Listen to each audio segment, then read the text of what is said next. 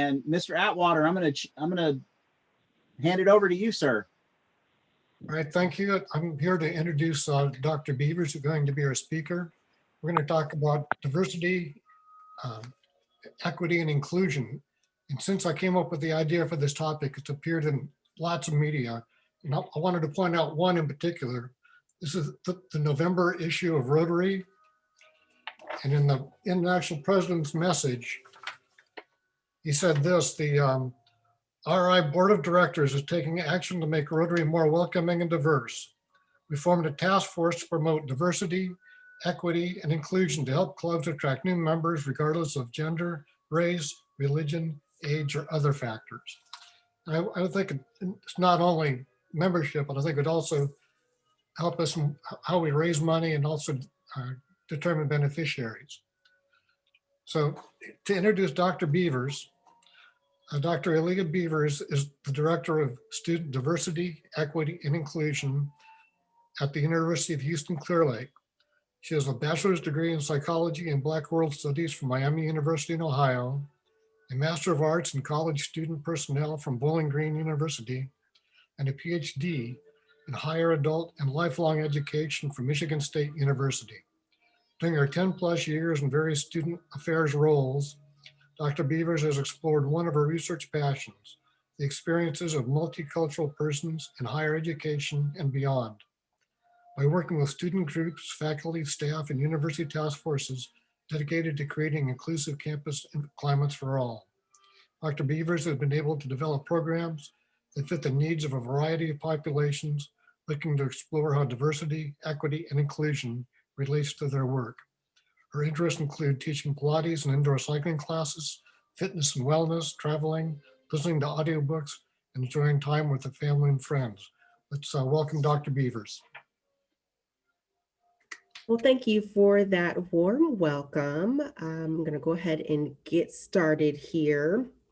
And I'm going to share my screen, and so I won't be able to see the chat, but I'm hoping that you all are comfortable enough with one another to chime in, unmute yourself, and basically say what you'd like to say, ask questions or whatnot. So hopefully you all can see my screen at this point.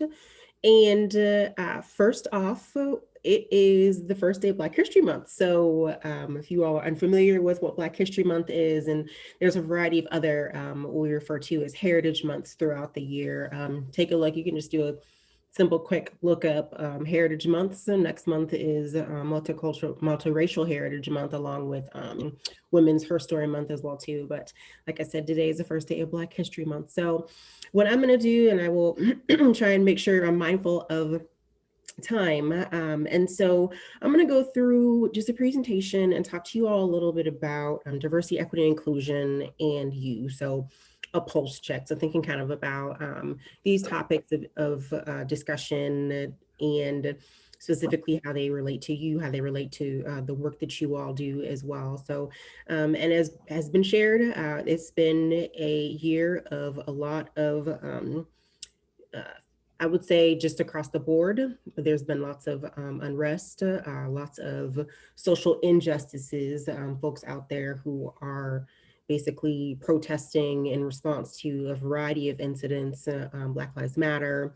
and whatnot. And so I think that this is timely, and it's always been a timely discussion, but even more so now, as some of the things that, and often people refer to Dr. Martin Luther King because he's everyone's go-to, so I will go there, but there are many other activists out there. But Dr. King was assassinated over, 50 years ago? I need to do my math, but, and like some of the things, the racial injustices that movement was fighting against are still happening.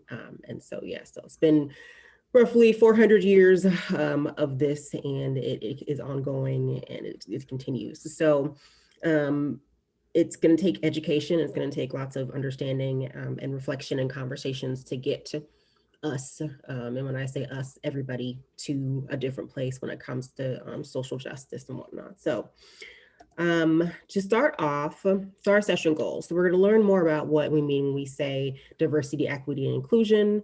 participate in a discussion related to equity and inclusion, participate in a mini activity that will help you understand more about diversity work in the local community and beyond, learn more about how you can contribute to diversity work, and then hopefully there'll be a little bit of time at the end for Q&A. And as I'm speaking, feel free to unmute yourself, like I said, and basically ask questions. We are not, if you need me to explain something a little bit better, if you're not familiar with the term or whatnot. And so to start off though, let's talk a little bit about what is diversity. And so, you know, some folks have lots of different thoughts when they hear the word diversity, and it has become, in my mind anyway, so people are a little bit tone deaf to it now, only because diversity is thrown around a lot. And so I think thinking beyond some of these things that are, you know, listed here on this slide, you know, it's not just about race and ethnicity, it's about other human differences. So sex, religion, national origin, physical ability or attributes, age, veteran status, genetic information, sexual orientation, gender identity, gender expression, socioeconomic status, that's a big one, and then any other historically underrepresented population. And so there's another piece of this too, because people also have what's considered to be an intersectional identity. So you can be a person of color, but you can also identify as gay or practice a non-dominant religion or come from a lower SES. And so it's also important to address these when we're talking about diversity, because especially in a setting like this, and I know we don't have a lot of time, but diversity goes beyond just these designations. And so it's, you know, about educating around equity, inclusion. We go beyond to talk a little bit about privilege, social change, and whatnot as well. So that's just kind of a brief discussion. You also see in my little name at the bottom of my box that I provide my pronouns, and that's another piece of diversity, is because when I introduce myself, I might quote unquote present as a woman or present as a female, but in actuality, I could use a different way to talk about myself. I could use a pronoun they, I could use the pronouns he, and there's a variety of other things too. So that's another kind of aspect and another type of training that we could get into. So that's diversity. So then there's also this equity thing. And I know that some folks have probably seen this picture before. And so we've got equality on one side of the picture and we've got equity on the other. So on our equality side, you know, we've got this, basically everybody has an equal playing field. So you've got 3 folks, they're standing on these boxes, everybody's box is the same. And that is what quote unquote equality would be. However, if you'll notice, our person on the end, who's also very tall, can see. Our person in the middle can see, but barely. And then our person on the other end, unfortunately, is not able to see at all, because even though they all have equal boxes, because the person on the end is shorter, can't see.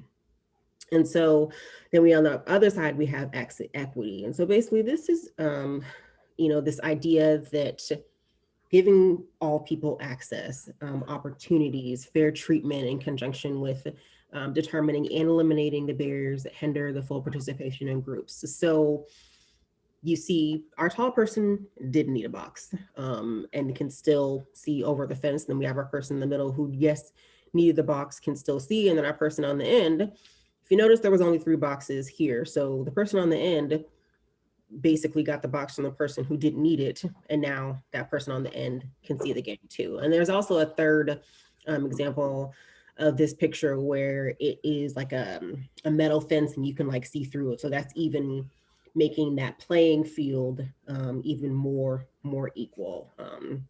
And so, or more equitable, basically. So that's when we talk about this idea of equity, it's basically giving all people access, opportunities, and fair treatment, and then determining and then eliminating barriers that hinder participation of some groups. So our short person at the end of that line needed a barrier eliminated, and was as simple as giving the person who was standing on the box that didn't need it their box.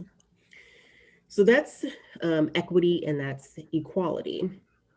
So then this last piece is inclusion. And so, this idea of inclusion, basically, folks may have thoughts on what inclusion is, but basically, it's involvement. So involving everybody. It is about empowerment. It's about having respect for talents and beliefs and backgrounds. It's about promoting a sense of belonging. It's about teamwork and collaboration. It's about acceptance and not tolerance. Early on, when this idea of diversity started to be come more into education and whatnot, it was about, okay, we're tolerate, we're going to tolerate, we're going to tolerate. That's not what it is. You shouldn't be tolerating. It's about accepting. And so inclusion also has to do with cultural awareness. It has about words, thoughts, and perspectives being valued and whatnot. So that's basically what and the inclusion piece is. So we have diversity, we have equity, we have inclusion. And that's what much of the work is surrounded by these days, just diversity. And we've even gone a step further. Our office is not called this, but a more up-to-date term that is all-inclusive is social justice, because it incorporates diversity, equity, and inclusion pieces. So there is that. All right, so little participation time now. And again, like I said, unmute yourself, or I guess I might be able to pull, I actually can pull the chat up from the top. And so what are you all's thoughts on this first question? So this idea of what is diversity and equity and inclusion work. So you've gotten the terms and definitions of kind of what each of these things is. So thinking then about doing this work. So whether it's someone who's a director of an office, or someone who is a part of an office that does this work, or a consultant that goes out and does diversity and inclusion work. What are some thoughts are you all on what diversity, equity, and inclusion work is, and or what does it mean to do equity and inclusion work? Because there, what the work is and doing the work can sometimes be similar or related. What are you all's thoughts?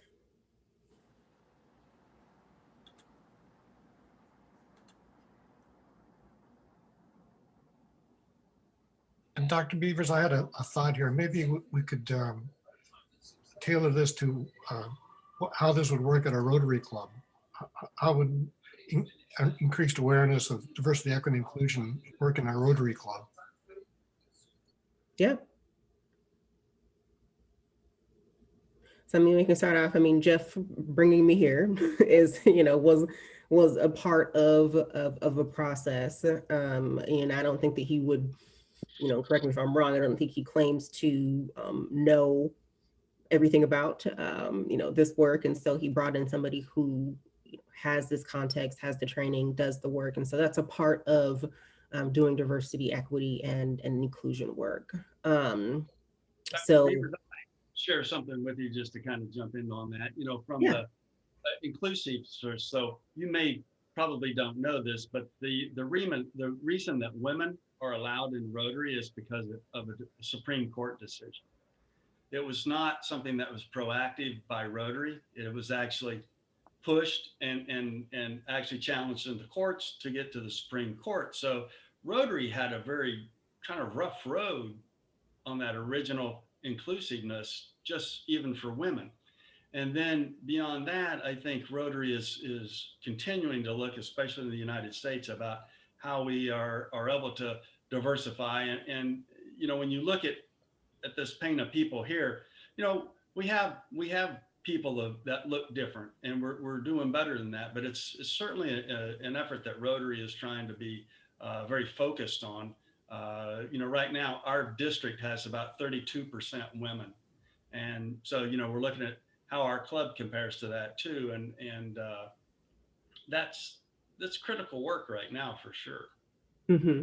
Yeah, definitely. Yeah, so that's an example of process and progress, and it taking a Supreme Court decision, but Now I see that there are women represented in this group, and I'm sure other groups across the country. And so yeah, I mean, I think that's another part of, of the doing the work. So once that designation and requirement was made by the Supreme Court, then it was like, all right, so this is something that we need to do. So I'm sure there probably was some resistance initially, but ultimately I think that it was about folks working together for the greater good. So, all right. This So, is I think, go ahead. this is Daryl Smith.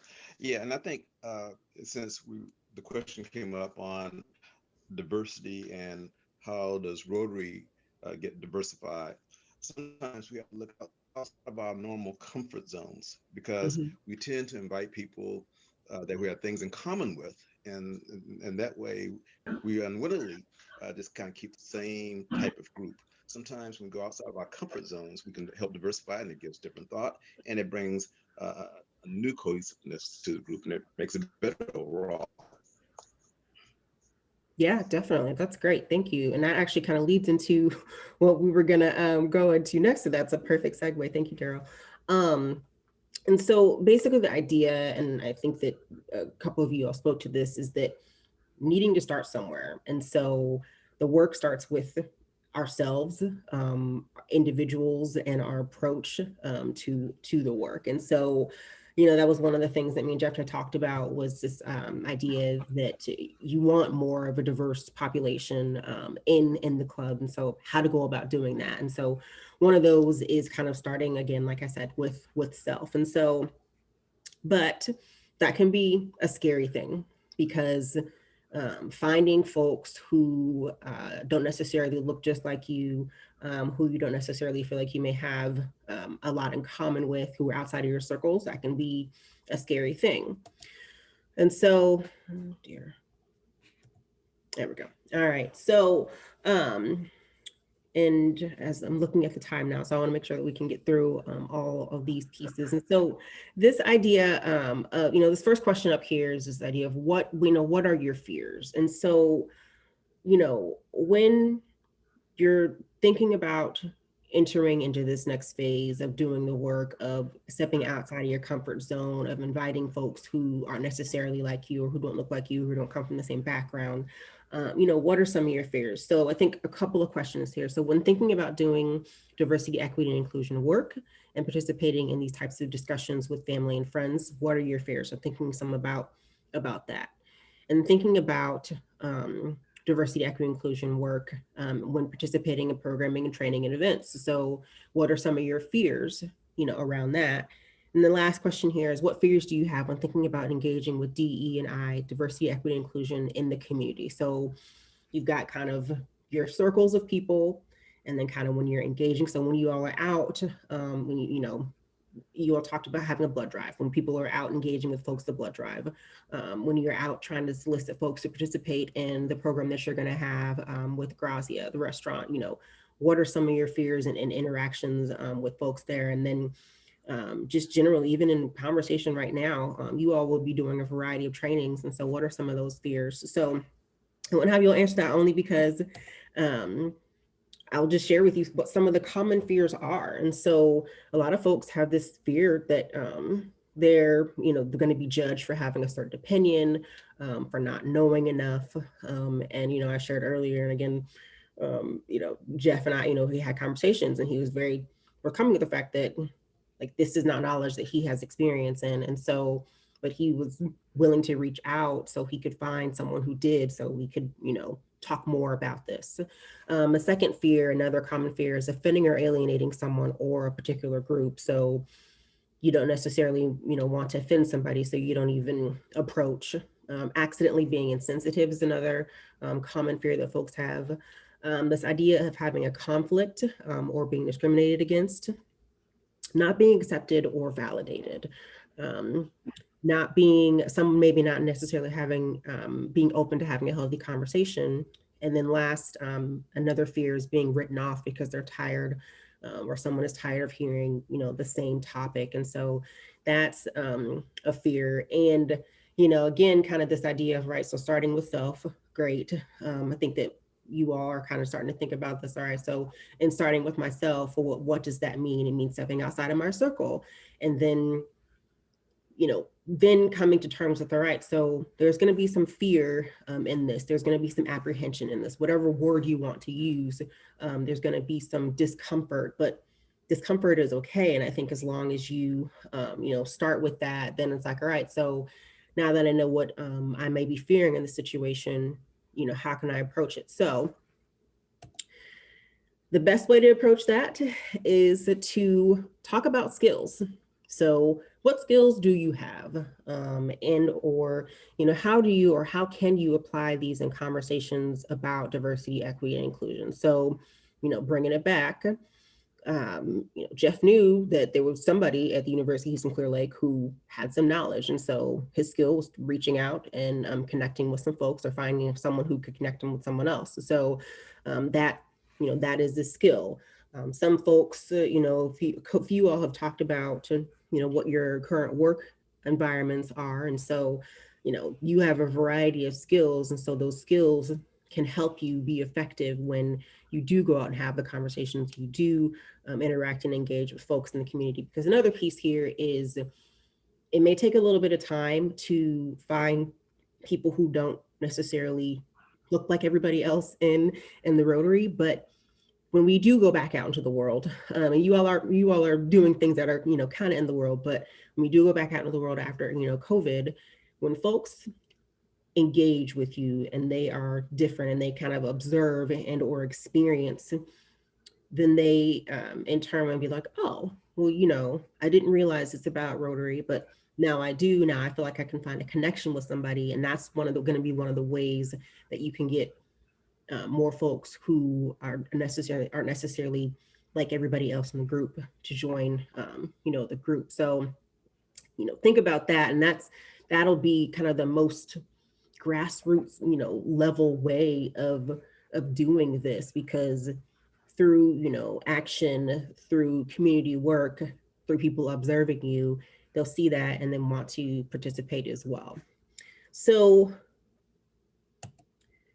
thinking about, possible skills. And so this was developed by Kathy Obear. It's the closest thing I could, find to specifically related to kind of doing this work that could be applicable to you all as an organization. And so basically it is possible skills, self-assessment, critical skills for inclusion practitioners. So I consider myself a practitioner.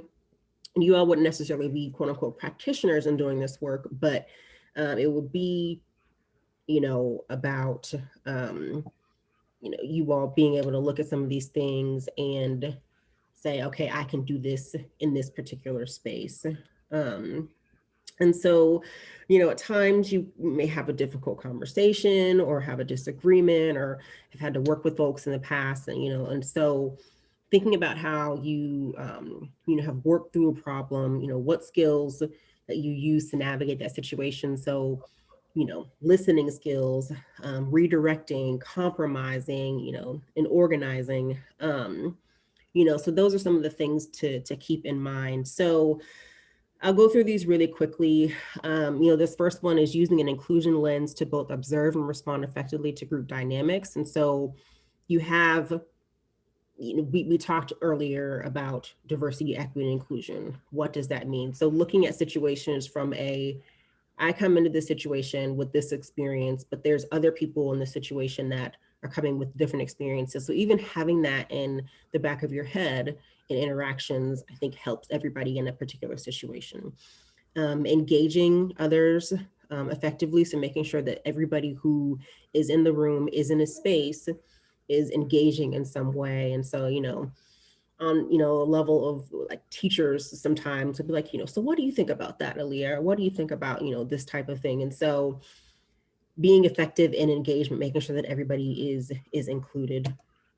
Another piece is, again, facilitating discussions with an inclusion lens. So on the most, there's a different training that we do called inclusive language. And so, making sure you use a person's particular pronouns, making sure that you refer to everybody in a group as, people, not ladies and gentlemen, not guys and gals, like everyone, or, things like that. And that's a, like I said, it's another piece of another training for another time, but responding in difficult dialogues with an inclusion lens, same thing here, being in the moment, effectively navigating discussions. And then these last, again, thinking about inclusion lens when it comes to policies, practices, service, programs, marketing, and media. I think Jeff and I talked a little bit about this idea of,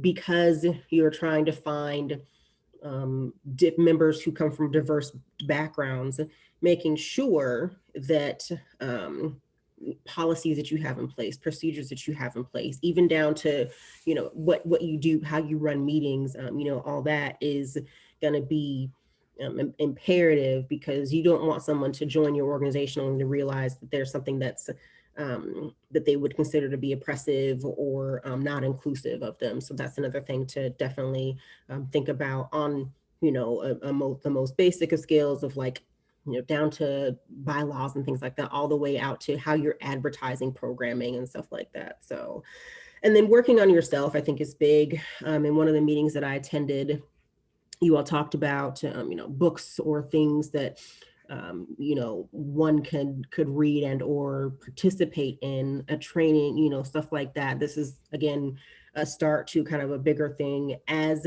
a diversity practitioner. Myself, everybody on my team, we have not arrived. We have never arrived. We will never arrive when it comes to knowing all things and, being the best when it comes to, diversity. Everybody always has to be trained and grown. That's what books are for. That's what new research is for. That's what conferences are for. And so, encouraging folks to just continually, do the work on themselves, do the educating, even if it's reading an article once a week about it. That's, again, moving in the right direction of doing this inclusion work. So, so just bringing it all together, and, we don't need to go into detail with any of this, but I think 3 questions you can ask yourself is, why is this information valuable? Why is diversity, equity, and inclusion valuable, specifically for Rotary, specifically for what you all want to do, your community work? Why is it important? And that third, question of why does this matter? And so once you are able to answer those questions, and I don't know if I'm sure everybody here, or I don't know if everybody here has Simon Sinek's the golden circle, and talking about, starting with the why and whatnot. And so, why you're doing something, and then that can translate then into some of the other things we spoke about how you all can be effective. So with that, if anybody has any questions and answers, I know, or I can provide answers. I know that we're getting close to time. So, Docker, we have one question, and they're asking how they can get more information on this and how they can implement it into their daily life so they can grow as a person. They would appreciate any web links you have that you can share with us. So with regard to, I think that, realistically, if you were to, look up diversity, equity, inclusion, you'll find tons and tons of resources. So I can go back. Why is this acting silly? There we go. I can go back to, because I have on the first picture the links, and so I can pause here, and so that's the first link where the image is taken from, and then the image will take you to, like, the Embracing Diversity, and that'll give you some information there. Beyond, I think there are a lot of toolkits out there right now, and so if you wanted to look up toolkits for social justice or toolkits for diversity, equity, and inclusion, if you're thinking about, doing that work. And I feel like when I came to the planning meeting, one of the thoughts was to do some either article or a book for reading purposes. And so I know that is something as well too. There's a lot of information out there, lots of free information, lots of TED Talks. And it exists in whichever format you want. Some people are more about, audio visual, so watching videos, watching trainings that way. Others really want to get more information via, books. Some of the books that are being thrown, out there, How to Be Anti-Racist, White Fragility, and there's a lot of folks who have thoughts on words such as, power and privilege, but this is all incorporated, into it. And so I, as a Black woman, have privilege. We can expand on that a little bit later, but being educated, education is a privilege. And so I think that unpacking privilege also is important as well too. The link to the next image is there. I'll leave it here for a few seconds, and then I can go to the last piece, which was the Kathy Obear information. So hopefully that helps a little bit with regard to, but I often encourage people to kind of start with maybe one thing. So like I said, maybe finding a toolkit that will give you some more access to information. Some folks in a toolkit, it's like, all right, so start with this book, answer some questions, do some reflection work, and then it's more helpful to them because there's so much information out there, and especially right now. I also am about making sure, and I tell, there's the inclusion information and image. I encourage people, and I mean, like, I think I recently saw an infographic. Make sure your news sources are not that they're middle of the road. You don't want to be to one extreme or the other. Like, you want to make sure that the information that you're getting is the least biased as possible. Now, obviously, there's going to be bias in everything, but if you just do a quick search of reliable news outlets that will give accurate information, or websites that give accurate information, that's also important too. We are definitely in tune with that as an office, especially because we do lots of things on social media. We post a lot of information for folks, and we want to make sure that the information that we're posting is coming from not only well-researched and reputable sources, but places that are just going to give the facts and aren't going to sit around offering their own opinions. If you want to look at an op-ed, you can look at an op-ed, but I think that it's important to make sure that the information you're getting is strictly facts. This thing happened and that's it, so. Other thoughts, other questions? It doesn't necessarily have to be just about the presentation. Dr. Beavers, Mhm. Thank you for all the information you provided. In conversations that I've been on this, both from a corporate side and from a public side, I've never heard anybody just mention one of the basic tools that's out there and referenced, and that is Judeo-Christian principles of just love your neighbor as you love yourself. Nobody ever brings that up. And at the root, if people would follow that, there wouldn't be a lot of these deviations that we'd have to be trying to analyze. What are your thoughts on that? So yes, I think that is, a nice start.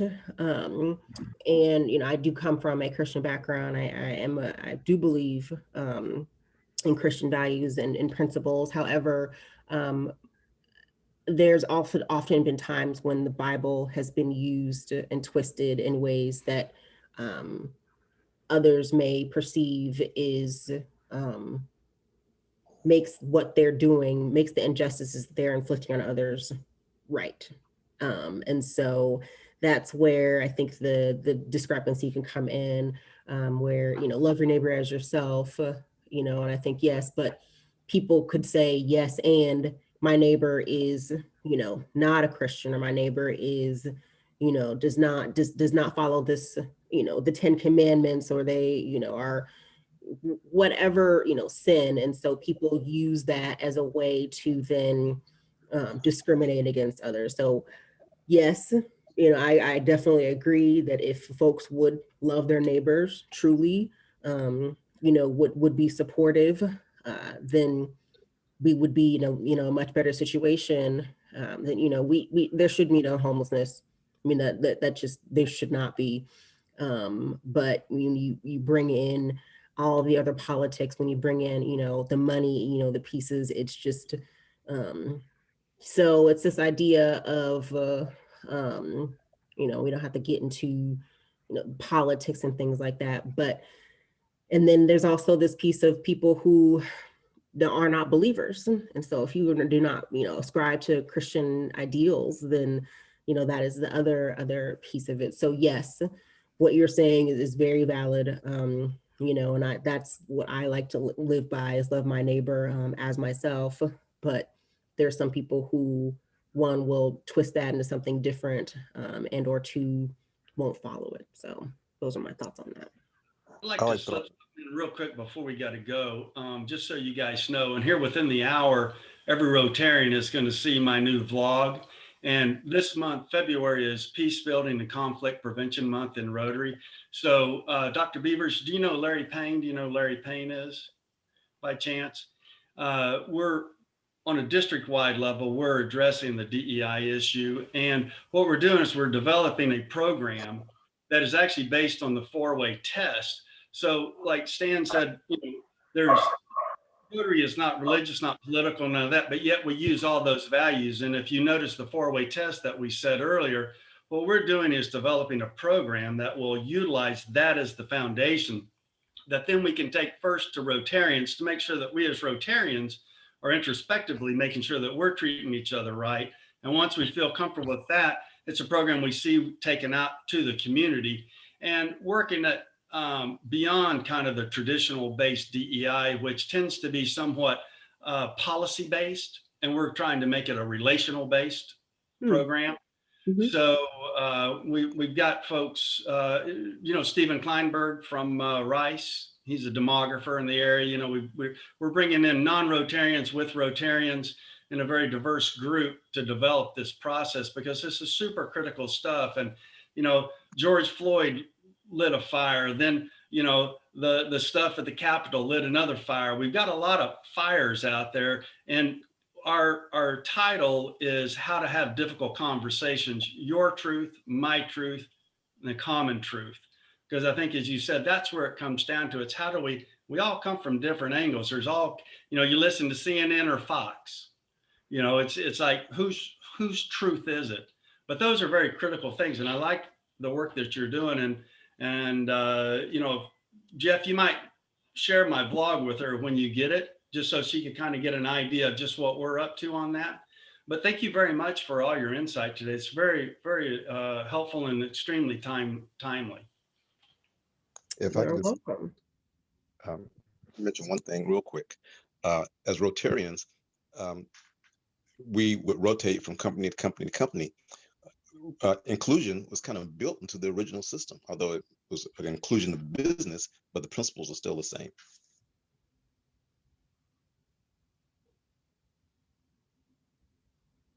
Well, if anybody has any further questions, Jeff has my information. So thank you all for your participation, and good luck with everything. And hopefully, things go well. Well, thank you, Dr. Beavers. We appreciate you being here with us today. That was very insightful, and hopefully we'll grow from that, from hearing you. And in your honor, we're going to donate a book to Winsong Elementary, and to further efforts in that. I appreciate it. Thank you all for being here. Thank everybody for joining us today. Family, Rotarians, y'all have a great week, and let's open doors of opportunity for people.